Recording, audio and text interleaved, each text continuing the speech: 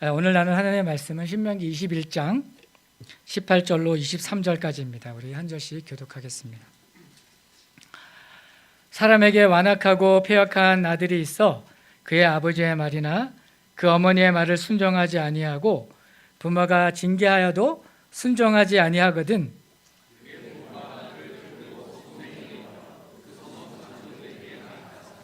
그 성읍 장로들에게 말하기를 우리의 이 자식은 완악하고 패역하여 우리 말을 듣지 아니하고 방탕하며 술에 잠긴 자라 하면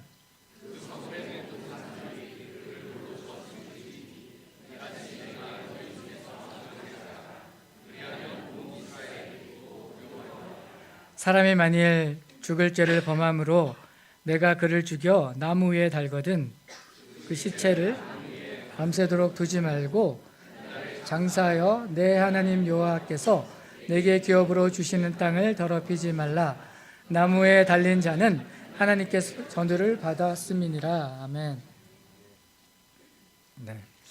이 말씀은 하나님께서 그의 사랑하는 이스라엘에게 주신 율법의 한 부분입니다. 이 말씀을 읽기만 해도 벌써 마음이 무거워지죠. 보통 이제 시작할 때는 가볍게 그렇게 하는 게 좋은데 오늘 또 말씀이 말씀인지라 무거울 때는 또 무거운 것이 또 순리에 맞다고 생각이 듭니다. 지금 부모가 자기 자식을 성문으로 끌고 가서 장로들 앞에 세우고는 이렇게 고발합니다. 우리의 이 자식은 완악하고 패역하여 우리의 말을 듣지 아니하고 방탕하며 술에 잠긴 자입니다. 이 말을 들은 성읍 사람들은 돌을 들어서 그 자식을 돌로 칩니다. 너무나 엄중하죠. 하나님의 기준이 이런데 이런 기준이라면 우리 중에 단 한 명이라도 살아남을 수 있는 사람이 있을까요? 우리가 아는 하나님은 어떤 하나님이십니까? 우리가 번창하기를 바라시고 생육하기를 바라시고 잘되기를 바라시는 선하신 하나님이시죠. 그런데 이런 율법을 우리에게 주시면 우리는 어쩌라고?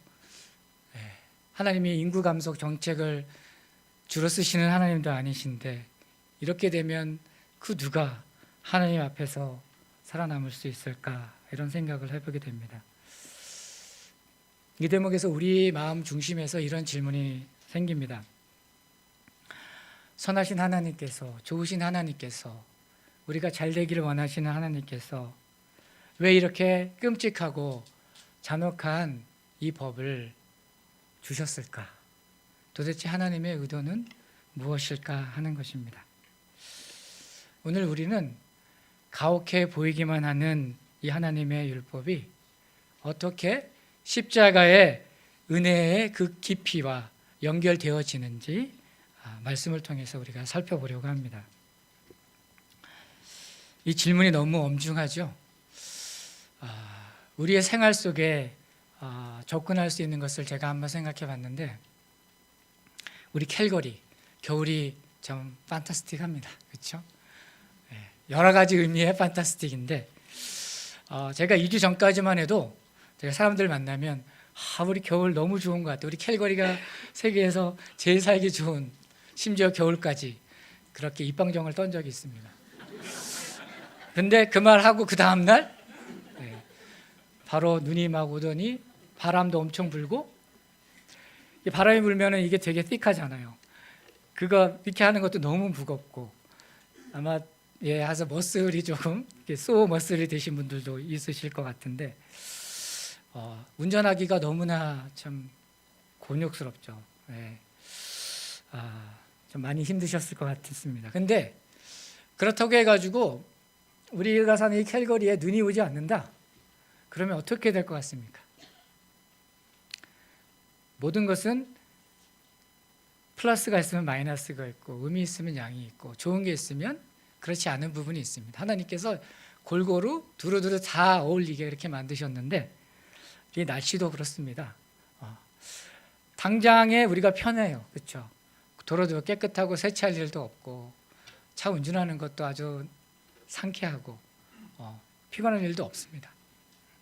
그런데 이런 1년 내내, 우리 겨울 내내 눈이 한 번도 안 온다. 그렇게 되면 진짜 우리 이 캘거리에 사는 우리들은 심각한 문제가 생깁니다. 캘거리가 요즘 여름에는 비가 조금씩 오지만 사실 그거 가지고 충분하지가 않습니다. 캘거리가 이렇게 비가 잦은 그런 지역이 아닌데, 우리가 살고 있는 이 동네, 우리가 마시고 우리가 쓸 그 물은 대부분 겨울 내내 로키 산맥에 쌓였던 그 눈들이 봄이 되어서 녹고 그게 강이 되고 그 물이 우리 상수원으로 흘러 들어와서 우리가 일상에 쓰는 그 도움, 그런 데서 우리를 서포트하고 그렇게 지탱을 하게 됩니다. 그러니까 눈이 충분히 오지 않으면 어떻게 됩니까? 봄이 아무리 따뜻해도 강물이 형성이 되지 않습니다. 그러면 여름에 농사를 지을 수가 없고, 우리뿐만 아니라 많은 생명체들이 물 부족으로 살아갈 수가 없습니다. 이처럼 쌓인 눈은 당장은 우리를 불편하게 하고 마음을 어렵게 하지만 사실은 우리의 생명을 풍성하게 하는 그런 젖줄과도 같습니다. 율법이 저는 그렇다고 생각합니다. 율법은 읽을 때 우리 영혼을 짓누릅니다.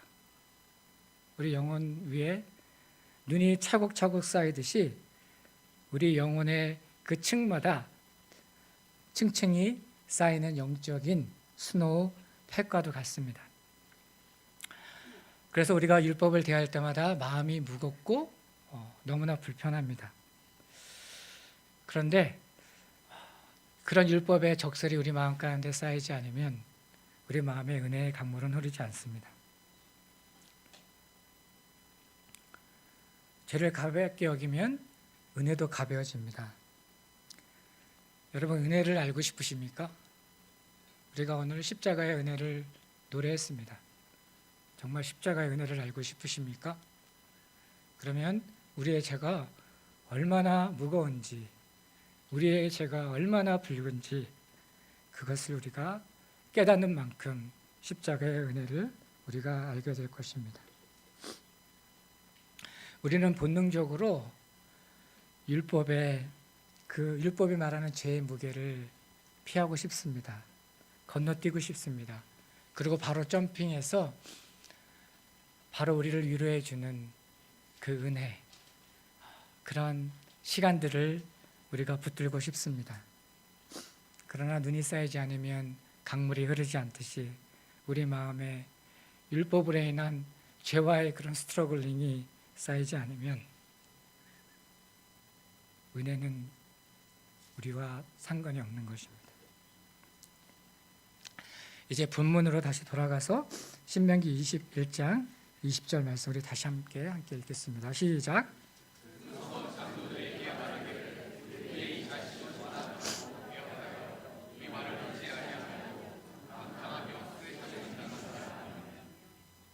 네, 여기서 부모가 자녀의 폐역한 자녀를 고발하는 그런 내용이 담겨져 있는데, 이것은 단순히 사춘기 반항 한 번 했다고 부모가 고발하는 것도 아니고 한두 번 우발적으로 이탈 행위했다고 고발하는 것도 아닙니다. 그러면 이 성경 구절 안에 있는 이 고발장의 내용은 무엇이냐? 우리의 인간의 근본적인 타락상에 대해서 단계별로 하나님께서 말씀을 통해서 우리에게 알려주고 계시는 것입니다. 이제 그 히브리 언어를 통해서 단계별로 우리의 마음이 어떻게 하나님과 멀어지게 되고 돌처럼 딱딱하게 굳게 되어지는지 그 과정을 하나씩 살펴보겠습니다. 먼저 첫 번째 단계로 방탕입니다. 방탕에 해당하는 히브리어는 잘날인데 그 뜻은 가볍게 여긴다는 뜻입니다. 우리 옛 속담에 바늘도둑이 소도둑 된다는 그런 말이 있죠. 갑자기 큰 도둑이 되지 않는 것처럼 인간의 타락도 어느 날 갑자기 큰 범죄를 했다고 해서 타락하는 것이 아니라 차츰차츰 작은 것부터 무겁고 거룩한 것을 우리가 소홀히 하고 가볍게 여길 때, 그때가 바로 우리의 마음이 타락하는 시작이 된다고 하는 것입니다. 여러분에게 있어서 가장 무겁고 가장 거룩한 것이 무엇입니까? 그러면서 여러분이 가장 소홀히 하고 가장 가볍게 여기는 것이 무엇입니까? 우리는 입술로 고백하고 노래합니다. 하나님, 우리의 영광 되시고 우리의 산성 되시고 우리는 찬양합니다. 그렇습니다. 하나님은 눈에 보이지 않지만 가장 무겁고 그 영광은 너무나 무겁고 이 세상에 다 그 영광을 다 담을 수 없습니다.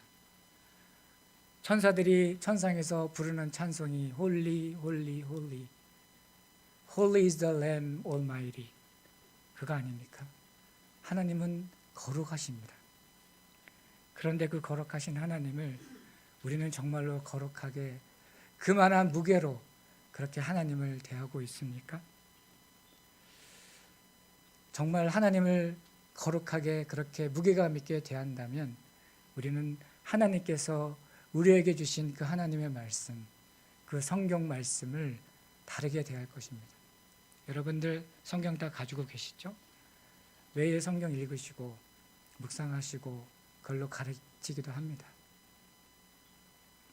그런데 그 성경 말씀을 진짜 하나님 대하듯이 그 무게감을 가지고 대하고 있는지 오늘 말씀은 우리에게 경종을 울리고 있습니다. 그리고 하나님과의 관계에서 우리의 많은 모든 좋은 것을 다 누립니다. 그것도 무료로 누립니다. 햇빛, 공기, 물, 그리고 바로 옆에 계신 우리 교우들, 가족들, 다 하나님께서 우리에게 거저 선물로 주신 것들입니다. 우리가 뭐 노력해서 받은 거 아니지 않습니까? 그런데 그러한 선물조차도 우리는 감사하지 않고 당연하게 여기고 마치 우리의 권리인 것처럼 우리의 마음대로 뜻대로 그렇게 남용하려고 합니다. 그리고 여러분들 오늘 하나님 예배하러 나오셨을 때 무엇을 가지고 나오셨습니까? 빈손으로 가지고 나오시진 않았을 것입니다. 뭔가를 다 가지고 나오셨을 텐데 하나님을 정말로 영광스러운 분, 가장 무겁고 거룩하시고 그런 분으로 정말로 내 마음 가운데 믿고 그렇게 여긴다면 내가 가장 아끼고 가장 가치 있는 것을 가지고 나오겠습니까? 아니면 내가 쓰다가 남은 것, 그 찻두리 것을 가지고 나오겠습니까? 하나님을 경외하는 것이 사실 우리의 전부이고 우리의 본분입니다.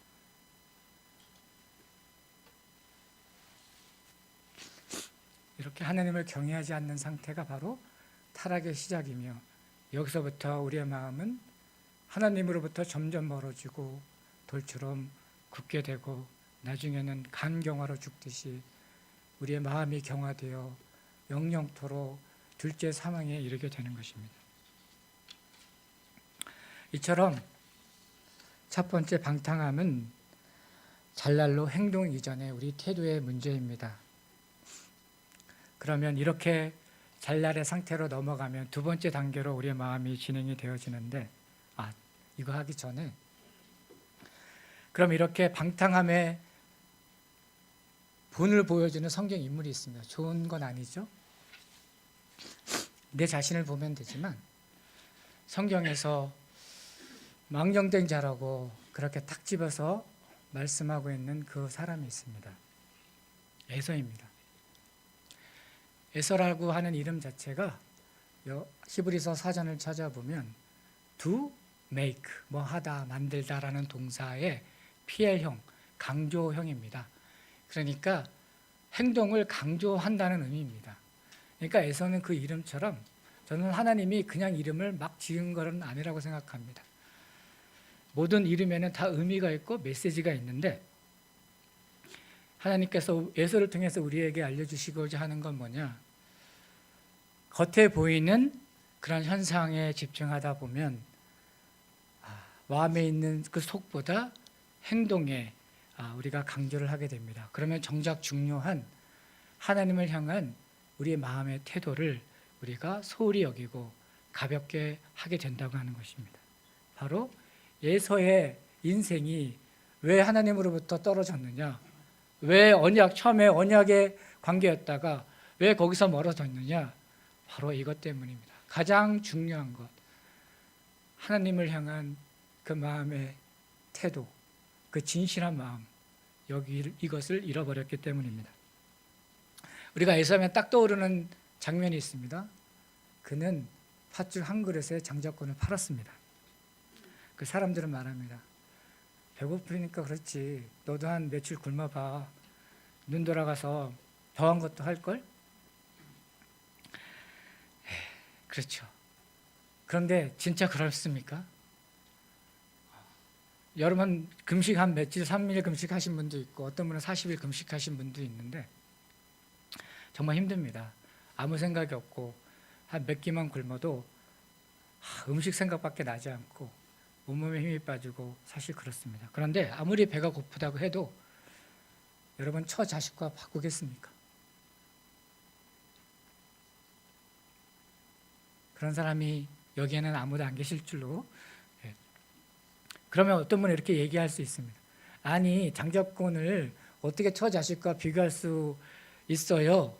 비교할 걸 비교해야지. 그렇게 질문하실 분도 계시는데 그런 분들을 위해서 저의 대답은 이것입니다. 맞습니다. 처자식 내 생명같이 중요하고 소중합니다. 저도 제 아내, 제 자녀들 그리고 저를 사랑하는 분들 사랑하고 제 목숨같이 사랑합니다. 소중하지 않다고 하는 것이 아니라 하지만 장자권은 내 생명보다도 더 무겁고 더 거룩하고 더 가치가 있다고 하는 것입니다. 장자권은 우리가 보통 그냥 상속권, 재산을 상속받는 그런 권리로만 알고 있습니다. 더블 블레싱이라고 그러죠.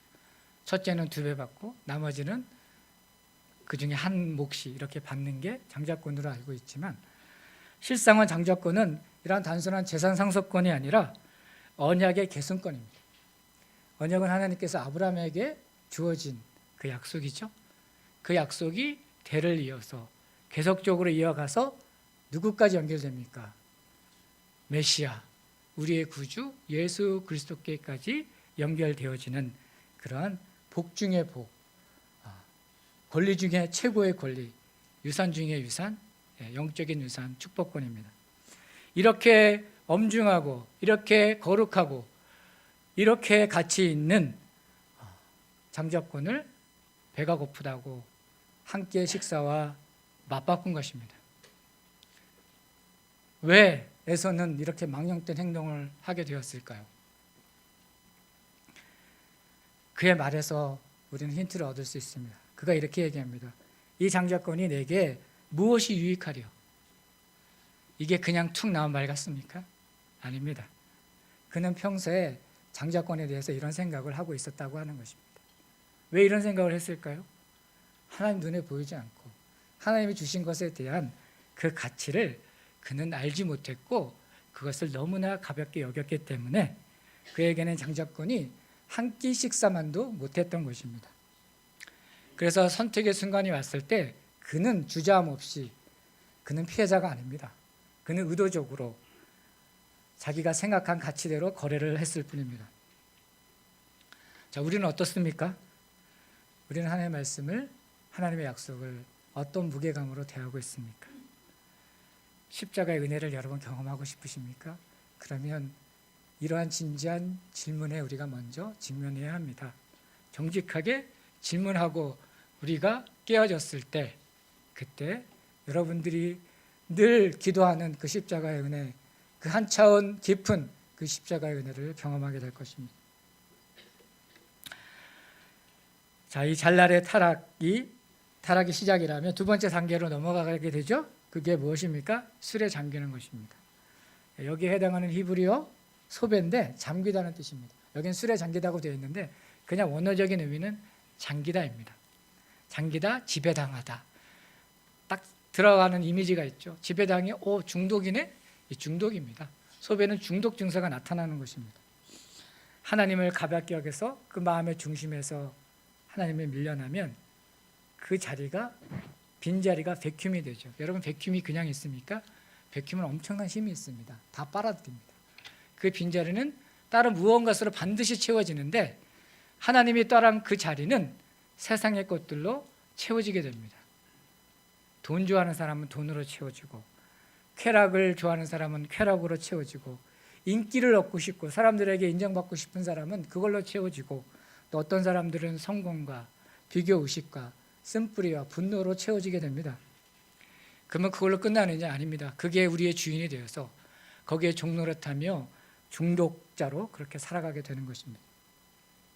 자, 그 다음 세 번째 단계가 완악함입니다. 완악함에 해당하는 히브리어 사라르, 고집스럽게 돌아선다는 뜻입니다. 자, 마음에 세상의 것들로 가득 차게 되면 그러면 어떤 현상이 나타나느냐? 하나님의 말씀이 들어오려고 해도 들어올 공간이 없어집니다. 하나님의 말씀을 듣습니다. 성경을 읽습니다. 그러면 잠깐 마음의 찔림을 받습니다. 그러다 바로 방어 기제가 작동합니다.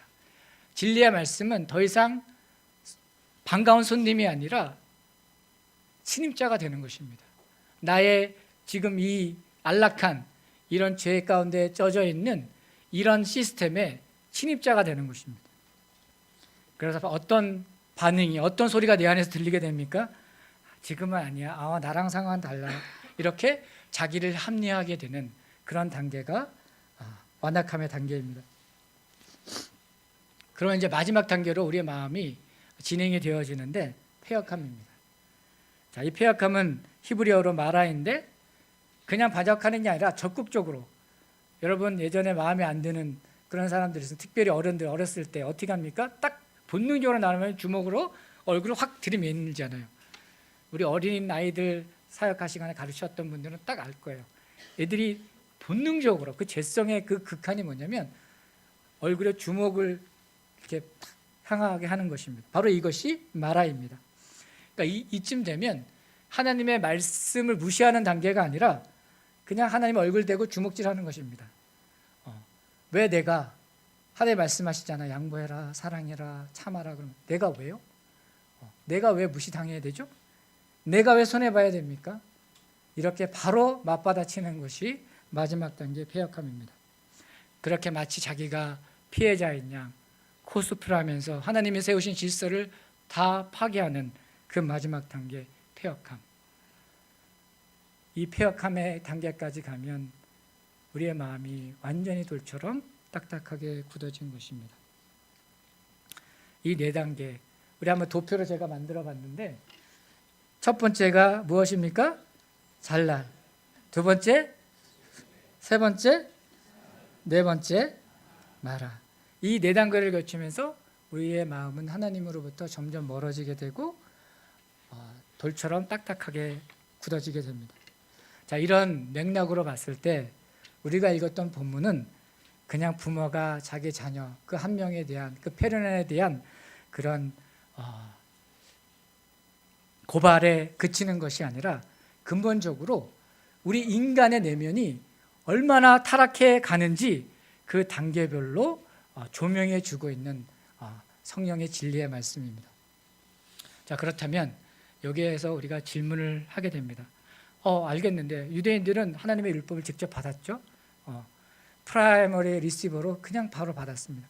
그러면 이 사람들은 정말 이 말씀을 액면가 그대로 다 집행했을까요? 예나 지금이나 패륜나 있습니까? 없습니까? 아니, 멀리 갈 거 없고 내 자신을 보면 내가 어렸을 때 부모 말씀 잘 들었습니까? 한 번 하는 거 말고. 어떻습니까? 이 율법의 기준에 의하면 우리는 다 돌에 맞아 죽어야 되고 나무에 달려 있어야 되죠. 네. 그러면 유대인들은 실제로 자기 자녀들 이렇게 고발하고 돌에 맞아 죽게 했을까요? 제가 이렇게 질문하는 것은 아니다를 이제 유도하는 질문인 거 여러분 아실 텐데, 유대 전승인 미드라시를 보면 역사상 단 한 번도 이 법이 그대로 집행된 적이 없다고 그렇게 얘기합니다. 그리고 앞으로도 집행될 일이 없다 그렇게 얘기합니다. 우리는 당연히 압니다. 왜 그렇게 되는지. 아무리 자녀가 속썩이고 내 마음을 아프게 해도 내 자녀가 돌에 맞아 죽기를 바라는 부모 있습니까? 그런 부모는 없습니다. 그러니까 이 하나님의 율법은 우리가 감당하기에는 너무나 높고 너무나 무거운 그런 공의의 법입니다. 그 어떤 인간도 이 하나님의 공의, 하나님의 무거움을 감당할 수가 없는 것입니다. 그래서 유대인들은 이 법을 그냥 자기들이 어떻게 해석하냐면 이거는 그냥 처형 집행하라고 주신 법이 아니라 죄의 심각성이 죄가 얼마나 심각한지 우리로 일깨워 주기 위해서 깨달으라고 경고 조치로 주신 거다. 그렇게 이해하고 있습니다. 그런데 여러분, 하나님의 율법이 정말 그런 것입니까? 하나님의 공의라는 게 그런 것입니까? 그럼 하나님이 율법을 주고 하나님의 공의는 그냥 다 캔슬된 것입니까? 하나님이 그렇게 가벼우신 분입니까?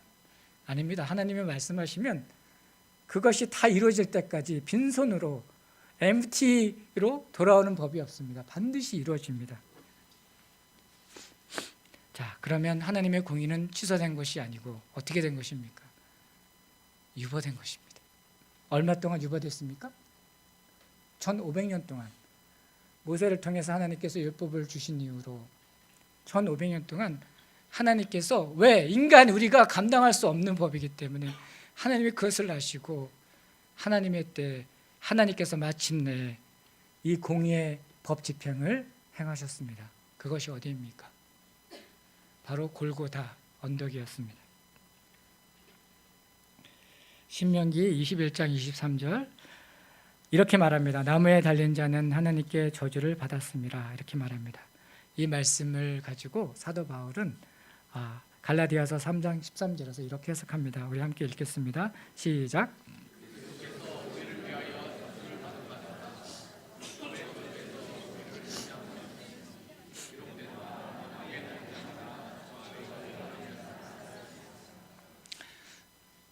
율법이 폐기됐습니까? 예수님은 율법을 폐기하러 오신 분이 아니라 율법을 완성하러 오셨습니다. 어떻게 완성하셨습니까? 자기가 저주가 돼서, 자기가 그 모든 것을 독박 써서 그렇게 율법을 완성하셨습니다. 그런데 원래 그 저주의 자리에 있어야 될 저와 여러분, 그 패역한 아들 대신에 누가 그 자리에 서신 것입니까? 대상이 바뀌었습니다. 심판의 대상이 바로 하나님께서 가장 사랑하시는 그의 아들, 참 장자이신 예수 그리스도께서 그 저주의 자리 십자가에 달리셨습니다. 그리고 우리가 받아야 할 그 모든 심판을 그분께서 홀로 다 담당하셨습니다. 십자가는 무엇입니까? 그냥 아름다운 스토리가 아닙니다. 처절하게 아픈 그런 사랑입니다. 십자가는 사랑이 공의를 통과한 그런 자리입니다. 십자가의 은혜는 심판을 무마한 것이 아니라 그 우리가 감당할 수 없는 그 엄청난 심판을 감당하신 그 은혜인 것입니다.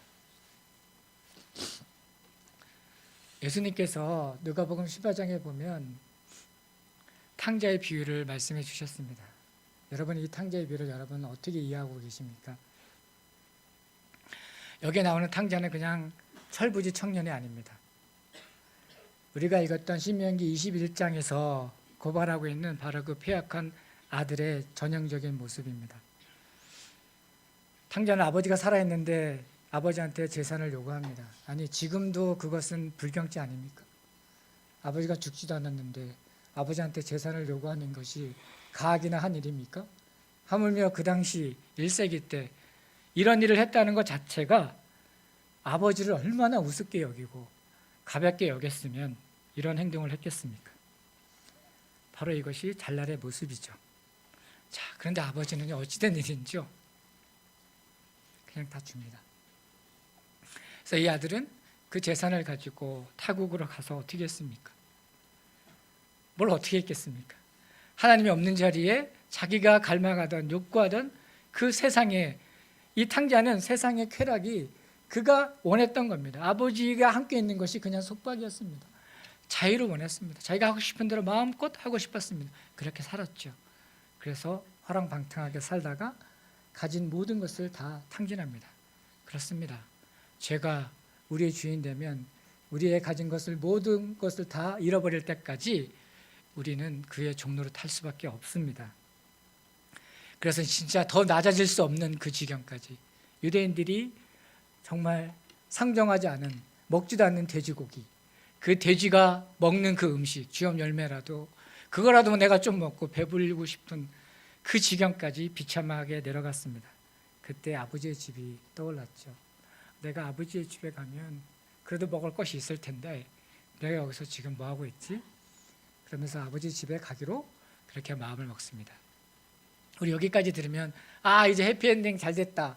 이제부터 낭만적인 스토리가 쫙 펼쳐지면서 그것을 연상하실 수도 있을 텐데, 그런데 탕자가 돌아가는 그 길은 그렇게 낭만적인 길이 아닙니다. 화면에 보면 이 유대 공동체에 특별한 풍습이 있었는데 캐짜 잘하는 풍습이 있습니다. 어떤 아들이 가문의 재산을 다 탕진한 채로 다시 집에 돌아오면 마을 사람들이 그 마을 어귀에서 그 사람을 딱 저지하고 항아리를 딱 깨뜨립니다. 그러면서 뭐라고 선언하냐면, 이 깨진 항아리처럼 너와 우리 공동체의 관계는 이미 다 끝났다. 그리고 어떻게 합니까? 돌을 집어서 그 사람에게 던져서 쫓아냅니다. 아니면 그대로 죽도록 내버려 둡니다. 탕자가 돌아오는 길이 바로 이런 길이었습니다. 낭만적인 길이 아닙니다. 정죄와 모든 저주와 죽음의 길이었습니다. 자, 한편 아들을 떠나보낸 다음에 이 아버지는 어떻게 했습니까? 이 탕자와 같은 아들이 언제 돌아올까? 날마다 멀리서 그 마을 어귀를 쳐다봅니다. 오늘에 올까? 내일에 올까? 그렇게 시간이 지나고, 그런데 그렇게 기다리던, 오매불만 기다리던 그 아들이 마을 어귀에 나타난 것입니다. 그러니까 아버지는 어떻게 행동합니까? 그 아들을 보고 달려갑니다. 여러분, 이 달려가는 장면이 그 당시 1세기에서는 정말로 샤킹한 장면입니다. 엘더들은 뛰지 않습니다. 왜 뛰지 않습니까? 체면이 깎이니까? 네. 근데 왜 체면이 깎입니까? 이것도 율법에 있는데 하체를 보이는 것은 불강한 것입니다. 그것이 수치입니다. 근데 뛰려면 옷을 들어 올려야 되지 않습니까? 그럼 하체가 보입니다. 근데 아버지는 그런 거 개의치 않고 그 수치를 다 받으면서 옷을 들고 뜁니다. 왜 뛸까요? 아들이 너무 보고 싶어서? 아들은 많이 기다렸어요. 좀 있으면 볼 수 있잖아요. 그거보다 더 시급하고 중요한 것이 있었기 때문입니다. 그것이 무엇입니까? 마을 사람들이 먼저 알아보고 돌을 던질까 봐 그거보다 먼저 아들에게 달려가야만 했습니다. 그러고 나서 아버지는 그 아들을 꼭 껴안습니다. 왜 껴안았을까요? 감격에 겨워서? 그런 것도 있지만 껴안고 안 하면 어떻습니까? 사람들이 나중에라도 돌을 던질 수 있습니까? 없습니까? 던질 수 없습니다. 그렇게 자신의 온몸으로 그 아들을 감싸 안았던 것입니다. 이것이 바로 우리의 모든 죄와 허물을 덮는 십자가의 은혜입니다. 믿으십니까?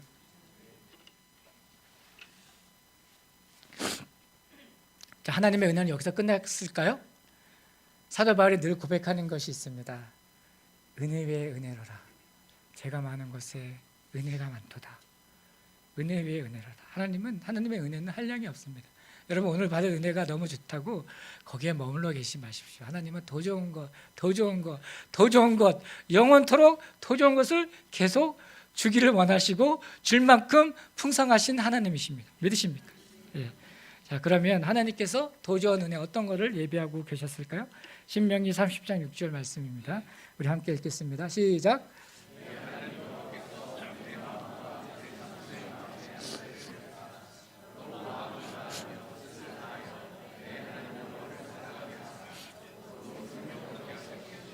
네, 우리로 생명을 얻게 하신다. 마음의 할례를 행하신다 그랬잖아요. 이것은 다른 말로 성령을 우리에게 선물로 이제 주시는 그 사건을 이렇게 표현하고 있는데, 사실 우리는 하나님을 사랑하고 싶어도요, 사랑할 수 없는 존재입니다. 왜 그렇습니까?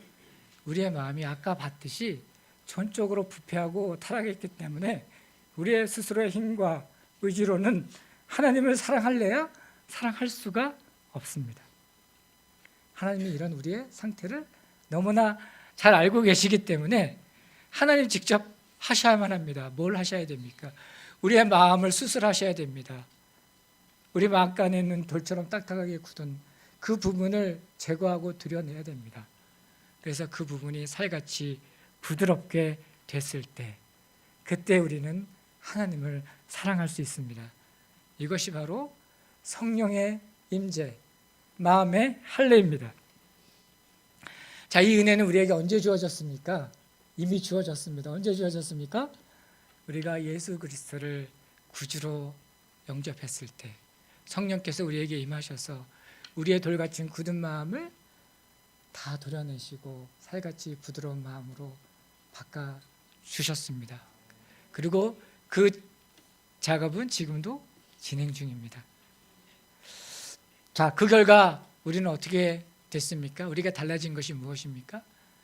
우리가 하나님의 말씀을 들었을 때 그 말씀에 기쁨과 자원함으로, 억지로가 아니라, 의무감이 아니라, 그냥 단순히 책임감이 아니라 하나님을 사랑해서 기뻐서 하나님의 말씀을 따라 행하게 된다고 하는 것입니다. 이것이 바로 이스라엘 백성들이 어려서부터 외쳐던 세마 이스라엘, 들으라 이스라엘, 그 말씀입니다. 우리 신명기 6장 4절로 5절 말씀 함께 읽겠습니다. 시작.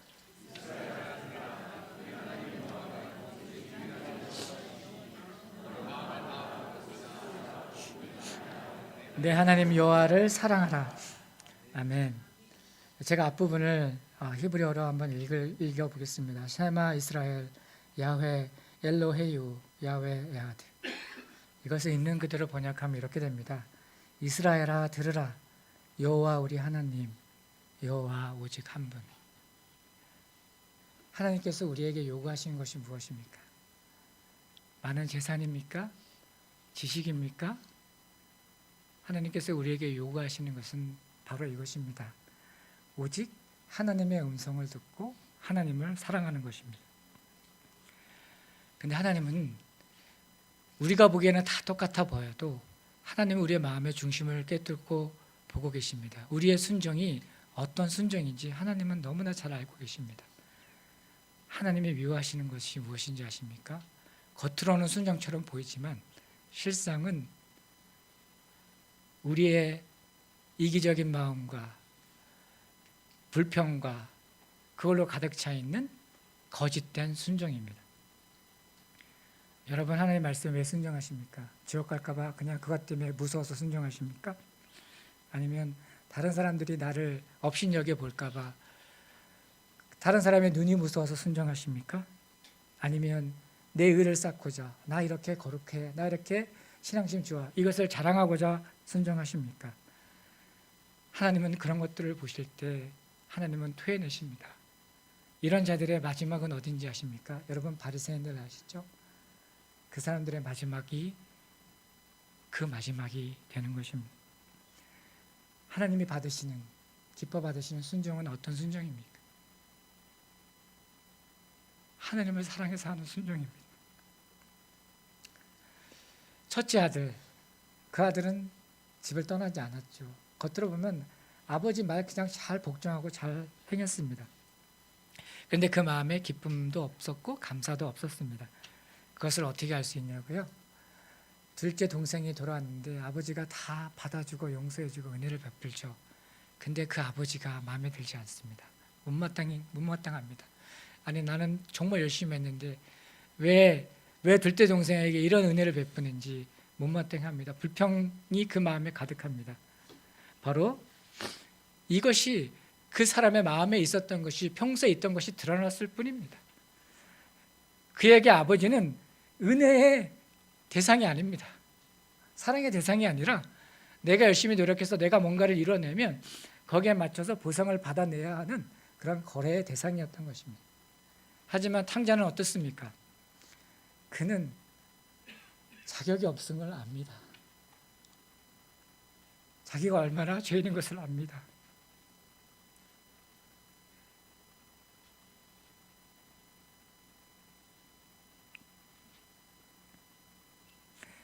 자기가 아들이라고 일컬음 받는 자격이 없는 거 압니다.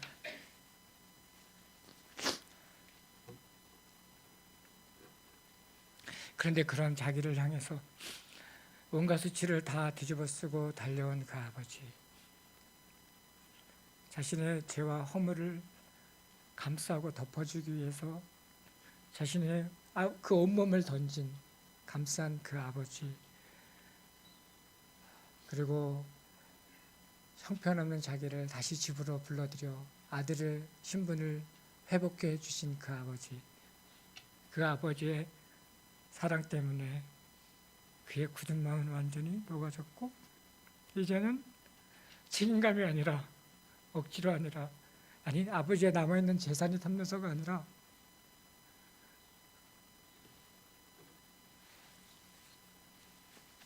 아버지를 사랑해서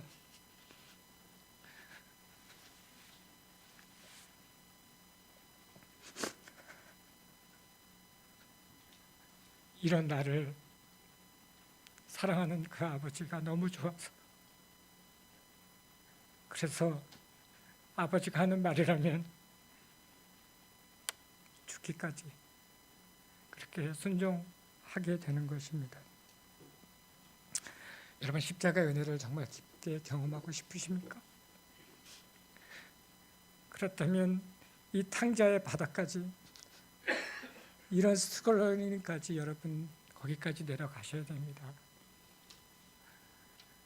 그럴 때 우리 주 예수께서 우리가 예전에 알지도 못했고 듣지도 못했고 맛보지도 못했던 그 깊은 십자가의 은혜를 우리에게 선물로 주십니다.